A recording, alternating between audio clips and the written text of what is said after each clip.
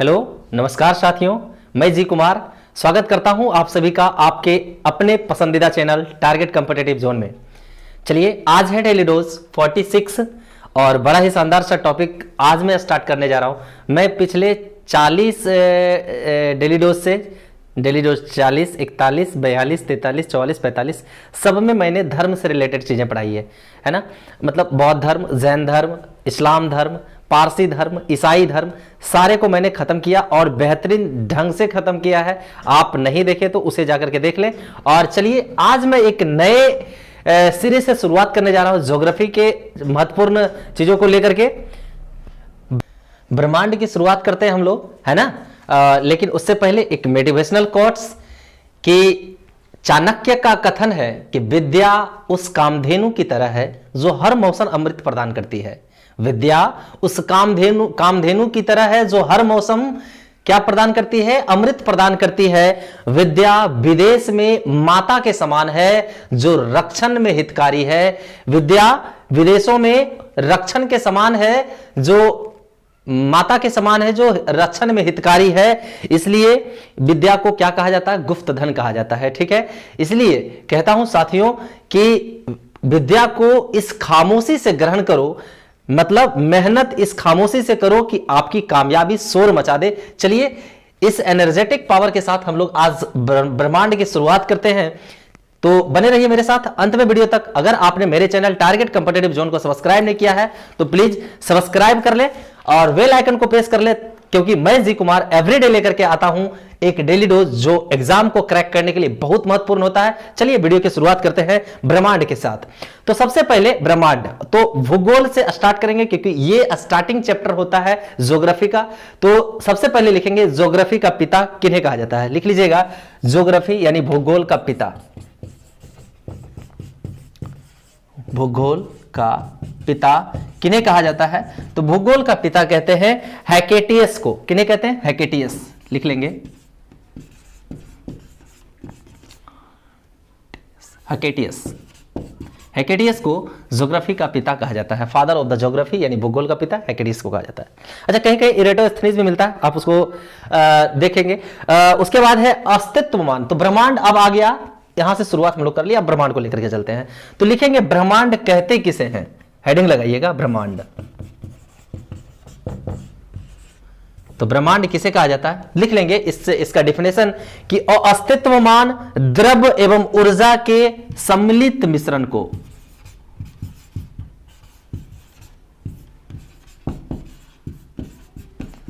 द्रव्य एवं ऊर्जा के सम्मिलित रूप को क्या कहते हैं? ब्रह्मांड कहते हैं। लिख लेंगे,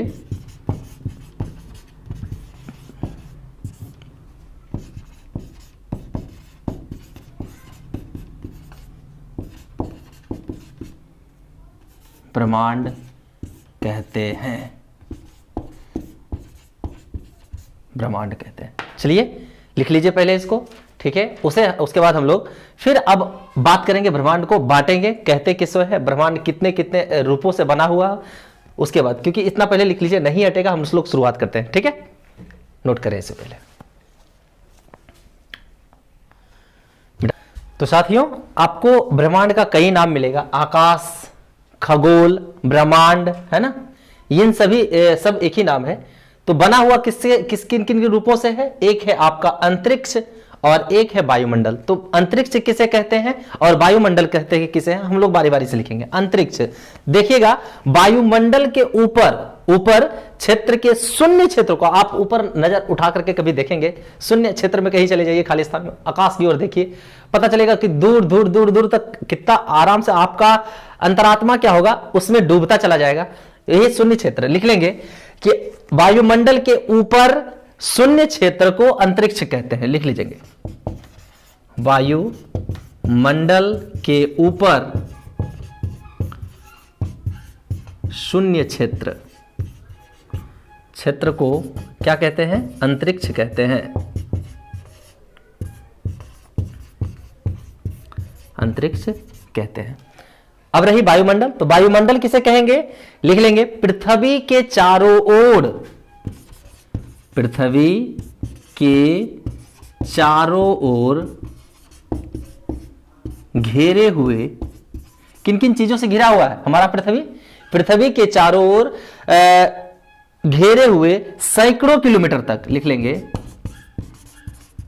सैकड़ों किलोमीटर तक क्या क्या है इसमें? है ऊंचे वायु है ना, जलवाष्प है, धूल कण है, कई सारे गैसें हैं, लिख लेंगे इन सब चीजों को कि सैकड़ों किलोमीटर तक वायु और क्या ऊंचे पर्वत, मतलब वायु, उसके बाद लिख लेंगे धूल कण, यहां लिखेंगे धूल कण, जलवाष्प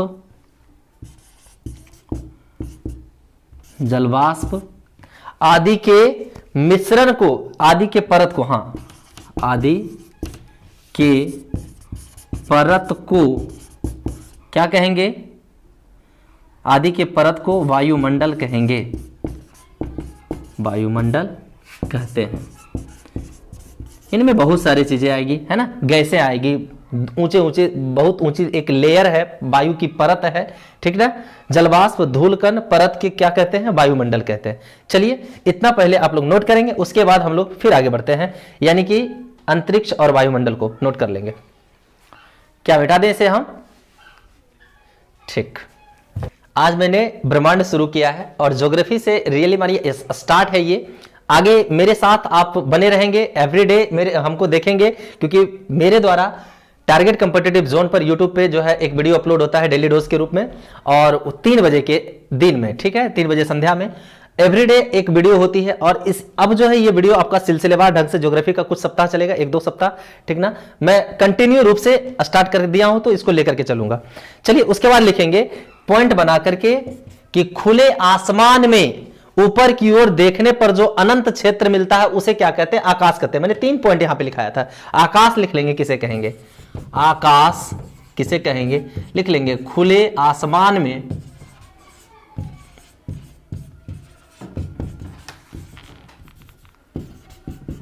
खुले आसमान में ऊपर की ओर देखने पर, ऊपर की ओर देखने पर, खुले आसमान में ऊपर की ओर देखने पर जो अनंत क्षेत्र है, जो अनंत क्षेत्र दिखाई पड़ता है, मतलब अनंत क्षेत्र है, उसे क्या कहेंगे हम लोग? उसे आकाश कहते हैं, ठीक है। अब अंतरिक्ष में है क्या क्या?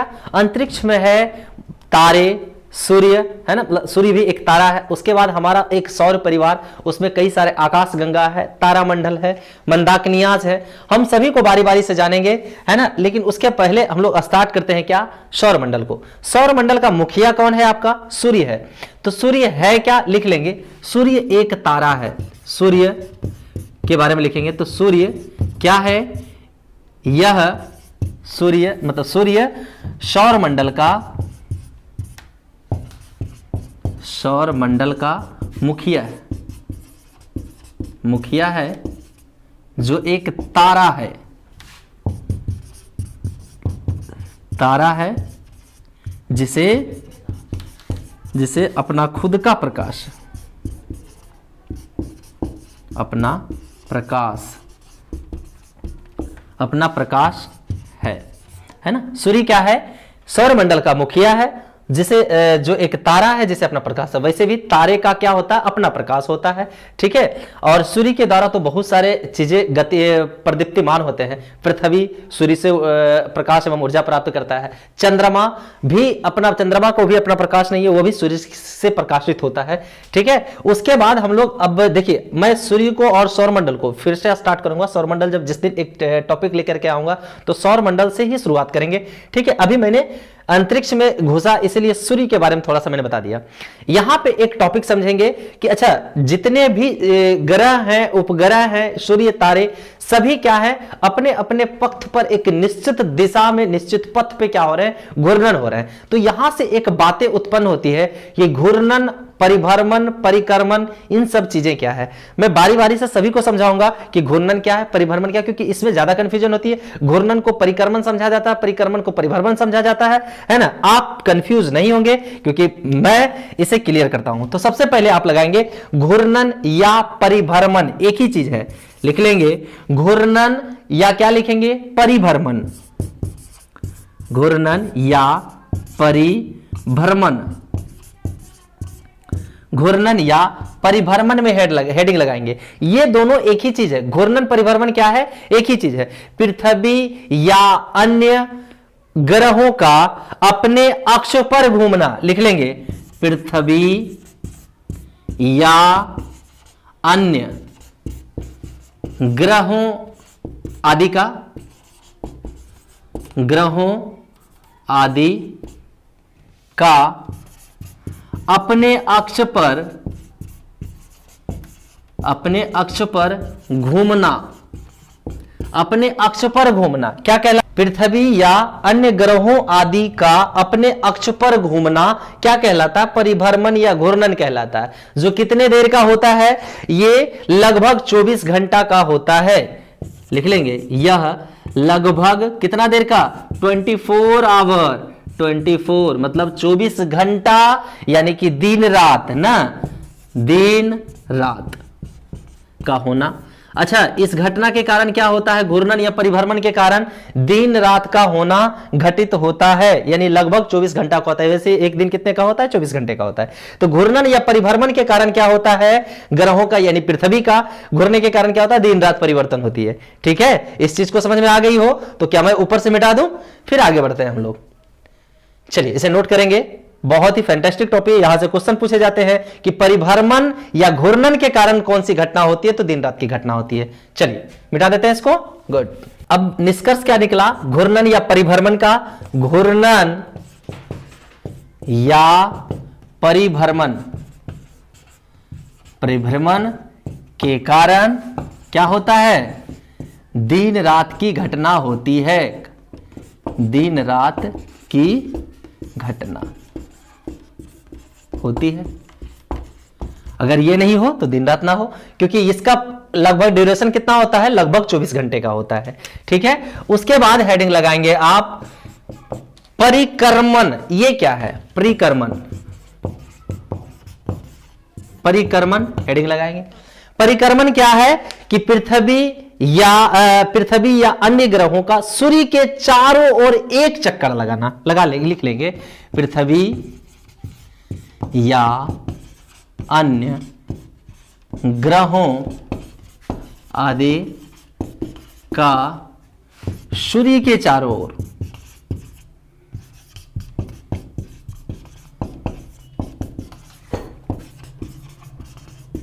एक चक्कर घूमना क्या कहलाता है, परिक्रमण कहलाता है। परिदक्षिणा नहीं सुनते, परिक्रमण चारों ओर घूम जाना, परिक्रमण कहलाता है। पहले परिक्रमण कहलाता है।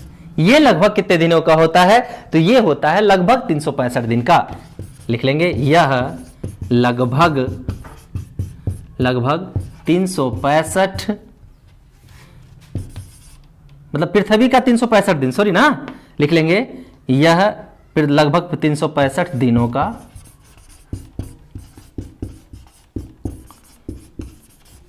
अच्छा, यहां पे जो है यह लगभग मैंने बताया, यहां पे यह ना पृथ्वी का कर लेंगे, पृथ्वी का परिक्रमण, परिक्रमण कितना होता है, 365 दिनों का होता है लगभग, ठीक ना। पृथ्वी का परिक्रमण कितना का होता है, 365। अन्य ग्रहों का अलग अलग होता है, इसलिए मैंने डिफिनेशन लिखाने के लिए परिक्रमण सबका जो है यहां पे ग्रह मैंने इंडिकेट किया। मतलब परिक्रमण जो है सभी करते हैं, ग्रह करता है, उपग्रह करता है, पृथ्वी करता है, सभी करता है, ठीक है। लेकिन ये केवल मैंने 365 दिन किसका बताया, पृथ्वी का बताया। बाकी सबका परिक्रमण क्या है, अलग अलग है। बुध का अलग है ना, शुक्र का अलग है, बृहस्पति का अलग है, अन्य ग्रहों का अलग अलग है। तो मैं उसको बाद में पढ़ाऊंगा, यहां पे सिर्फ मैंने 365 दिन का। अच्छा, इसके कारण कौन सी घटना होती है, ऋतु परिवर्तन इसी के कारण होता है। आप सुनते हो, मतलब देखते हैं, भारत, आप खुशनसीब है कि भारत में निवास करते हैं, क्योंकि भारत ही एक ऐसा मेन जगह है जहां पे 4 ऋतुएं एक साल में देखी जाती है। अन्य सारी जगहों पे तो 6-6 महीना का, कहीं पे ठंडा पड़ रहा है तो कहीं पे 6 महीने की रात होती है ना। ऐसा कहीं पे गर्मी पड़ रही है तो 6 माह पड़ रही है, 6 माह बरसात होती है, कुछ नहीं। तो पृथ्वी भारत में एक ऐसा जगह है जहां पे आप खुशनसीब है जो कि भारत में पैदा लिए और सभी मौसमों का आनंद ले रहे हैं। लिखेंगे कि इसके कारण कौन सी घटना होती है, यानी परिक्रमण के कारण, परिक्रमण के कारण ऋतु परिवर्तन, ऋतु परिवर्तन होता है, ऋतु परिवर्तन होता है। ठीक है, चलिए यहां तक नोट करेंगे, उसके बाद फिर हम लोग आगे बढ़ते हैं, ठीक ना। क्या मैं मिटा दूं इसको साथियों? अब हेडिंग लगाएंगे ग्रह, ग्रह यानी कि प्लेनेट, प्लेनेट। तो प्लेनेट है क्या? लिखिएगा वह आकाशीय पिंड जो सूर्य की परिक्रमा करता है और उससे उष्मा एवं ऊर्जा प्राप्त करता है। लिख लेंगे वह आकाशीय पिंड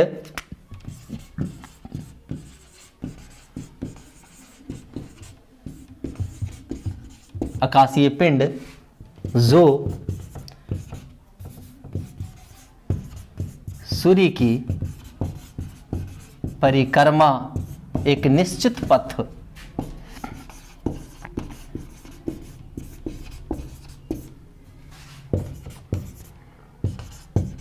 करता है एवं उससे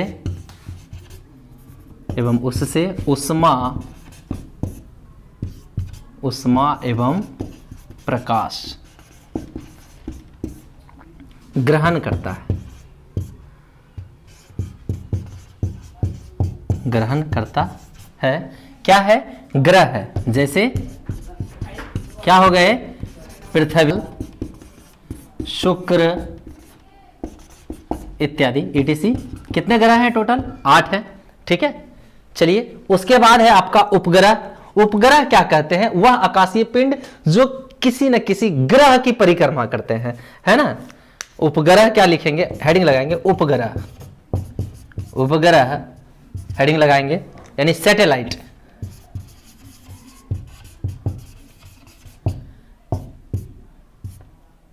सैटेलाइट, SATTELIGST, सैटेलाइट यानी उपग्रह। लिख लेंगे वह आकाशीय पिंड जो ग्रह के चक्कर लगाते हैं, ग्रह के चक्कर लगाते हैं, उसे क्या कहते हैं? उपग्रह कहते हैं। अच्छा, उपग्रह जो है एक नेचुरल भी होता है, मैनमेड भी, मैनमेड भी होता है, नेचुरल भी होता है। प्राकृतिक उपग्रह और नेचुरल आपका मैनमेड ग्रह, उपग्रह जो यहां से मतलब वैज्ञानिकों द्वारा प्रक्षेपित की जाती है ना, किसी न किसी अंतरिक्ष यान से। वो भी क्या करता है? पृथ्वी के या फिर किसी ग्रह के चक्कर लगाता है, जिसके लिए प्रक्षेपित करेंगे मंगल ग्रह के लिए मंगल का ये करेगा, पृथ्वी जो पृथ्वी के चारों ओर ये करता है, तो उसे भी क्या कहते हैं? उपग्रह कहते हैं, है ना। तो वो क्या होता है? मानव द्वारा निर्मित होता है। ये प्राकृतिक होते हैं। तो यहां पे प्राकृतिक मैंने लिखाया, लिख लेंगे जैसे में क्या क्या? फेबोस हो गया, डिमोस हो गया, है ना, गाइनीमेड हो गया, गाइनीमेड हो गया, टाइटन हो गया, सभी क्या हैं? उपग्रह हैं जो किसी न किसी ग्रह के हैं। ठीक है साथियों, वीडियो ज्यादा लॉन्ग हो रही है, मैं इसका फिर से अगला डेली डोज लाऊंगा। मेरे साथ बने रहिएगा क्योंकि अगले डेली डोज में मैं पढ़ाऊंगा आप लोग को सोलर सिस्टम, सौर मंडल। यहीं से स्टार्ट करेंगे हम लोग। उसके बाद बड़ा ही मजेदार सा टॉपिक लेके चलते रहेंगे हम लोग, मजेदार ढंग से पढ़ेंगे। ट्रिक जहां की आवश्यकता पड़ेगी ट्रिक देंगे। बेसिक कंसेप्ट आप किसी भी एग्जाम की तैयारी करते हो, आपके लिए ये मील का पत्थर साबित होगा, जो है आपका एग्जाम को क्रैक करने के लिए मददगार साबित होगा। मेरे साथ बने रहेंगे अगले डेली डोज में भी। तब तक के लिए जय हिंद साथियों।